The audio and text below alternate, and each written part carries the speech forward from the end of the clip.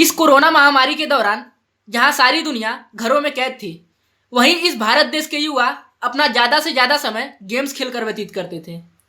उस समय उन्हें पता नहीं था कि वह यही गेम खेलकर इस देश की मदद कर सकते हैं। वह मदद तो करते थे, लेकिन भारत की नहीं, भारत के बाहरी देशों की।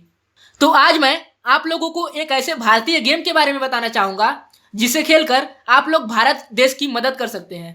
मैं जिस भारतीय गेम की बात कर रहा हूँ उसका नाम फौजी है। मुझे पता है कि फौजी नाम सुनकर आप लोगों को भारत देश के जवानों की याद आ गई होगी, तो यह बात बिल्कुल सही है। मैं ऐसा इसलिए कह रहा हूँ क्योंकि इस गेम को खेलकर जितना भी रिवेन्यू जनरेट होता है उसका 22% हमारे देश के जवानों को जाता है। तो मैं आप लोगों को बता दूं कि यह कंपनी किसी विदेशी कंपनी द्वारा नहीं, बल्कि भारत की ही कंपनी एनकोर द्वारा बनाई गई है। इस गेम को बनाने का श्रेय एनकोर कंपनी के फाउंडर विशाल गोंडल को जाता है। इससे पहले कि मैं आगे बढ़ूं, उसके पहले मैं आप लोगों को विशाल गोंडल जी के बारे में कुछ बातें बताना चाहूंगा।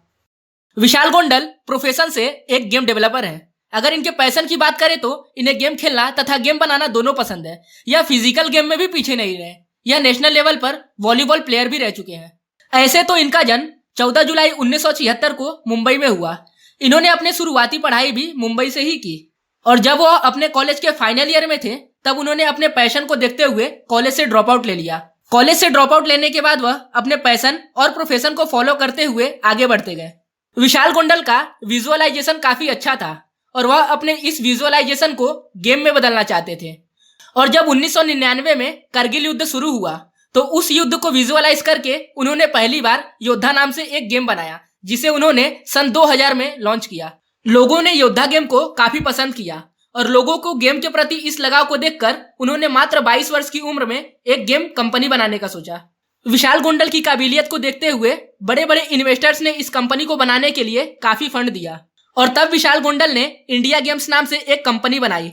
उस समय यह कंपनी एकमात्र ऐसी कंपनी थी जो मोबाइल फोन के लिए गेम बनाती थी। आपको बता दें कि इस कंपनी को बनाने के बाद से ही उन्होंने पीछे मुड़कर कभी देखा ही नहीं। वह लगातार मेहनत करते रहे और सन 2000 से लेके 2012 के बीच उन्होंने ऐसे कई गेम बनाए जो भारतीय लोगों द्वारा काफी पसंद किया गया। इनमें से कुछ गेम्स उन्होंने फिल्मों तथा खेलों से प्रेरणा लेकर बनाई थी, जैसे कि स्पाइडरमैन, IPL और रावण। इन गेम्स के आने की वजह से मार्केट में इस कंपनी का नाम बढ़ने लगा, और यही वह दौर था जब अन्य गेमिंग कंपनियों के मुकाबले इस कंपनी का मार्केट शेयर 65% का था। इस कंपनी की पॉपुलैरिटी को देखकर 2012 में वर्ल्ड की सबसे बड़ी इंटरटेनमेंट कंपनी डिज्नी ने इस कंपनी को एक्वायर कर लिया। इसके बाद विशाल गोंडल 1 साल तक डिज्नी कंपनी के साथ काम किए। 1 साल तक डिज्नी कंपनी में काम करने के बाद उन्होंने लोगों के फिटनेस को ध्यान में रखते हुए 2014 में गोकी नाम से एक कंपनी की शुरुआत की। आज के समय में गोकी कंपनी भारत की गिनी चुनी कंपनियों में से एक है जो लोगों के हेल्थ के लिए स्मार्ट डिवाइसेस बनाने के लिए जानी जाती है। आपको बता दें कि इंडियन गेम्स में लूडो किंग ही एकमात्र ऐसी गेम है जो गूगल प्ले स्टोर पर रैंक करती है। इसके अलावा सारे विदेशी गेम्स हैं। इसी कमी को पूरा करने के लिए साल 2019 में विशाल गोंडल ने अपने दोस्तों के साथ मिलकर एनकोर नाम से एक कंपनी शुरू की। इस कंपनी में वो ऐसा गेम बनाने का सोचे जो भारतीय लोगों को पसंद आए, इसलिए वह एक्शन गेम्स, म्यूजिकल गेम्स और क्रिकेट से रिलेटेड गेम्स बनाने का सोचे। इसी बीच विशाल गोंडल की मुलाकात बॉलीवुड एक्टर अक्षय कुमार से होती है। उस समय भारत और चाइना के बीच गलवान वॉर शुरू था। इसी वॉर को ध्यान में रखकर अक्षय कुमार ने भारतीय सेना को सम्मान देने के लिए उन पर एक एक्शन गेम बनाने का सजेशन दिया। इस गेम का नाम फौजी रखने का सजेशन भी अक्षय कुमार ने ही दिया।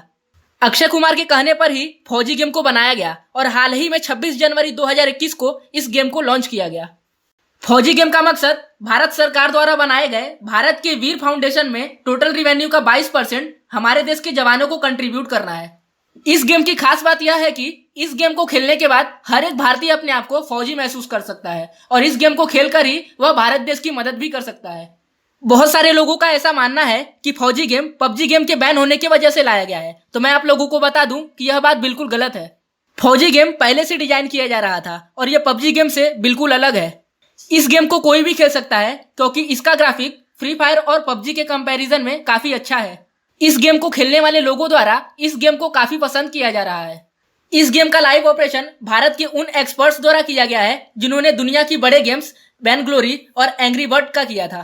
अगर गेमिंग मार्केट की बात करें तो भारत में सालाना 4,000 करोड़ का रिवेन्यू जनरेट होता है, जिसमें से पबजी का 700 से 800 करोड़ का रिवेन्यू जनरेट होता था। तो हम पबजी के इसी रिवेन्यू को फौजी में बदल सकते हैं, जिससे हमारे भारत देश की काफी मदद हो सकती है। मैं आप लोगों से आग्रह करता हूं कि जिस तरह से आप लोगों ने पबजी गेम को काफी पसंद किया, उसी तरह से आप लोग फौजी गेम को भी पसंद करें, ताकि इससे जनरेट होने वाले रिवेन्यू का कुछ प्रतिशत लाभ हमारे देश के जवानों को हो सके। अगर आप लोगों को फौजी गेम विशाल गोंडल और उनकी कंपनी के बारे में जानकर अच्छा लगा हो तो आप लोग हमारे चैनल को लाइक, सब्सक्राइब तथा शेयर करना न भूलें। और अगर आप लोगों को किसी भी प्रकार का प्रश्न हो तो कमेंट बॉक्स में कमेंट कर सकते हैं।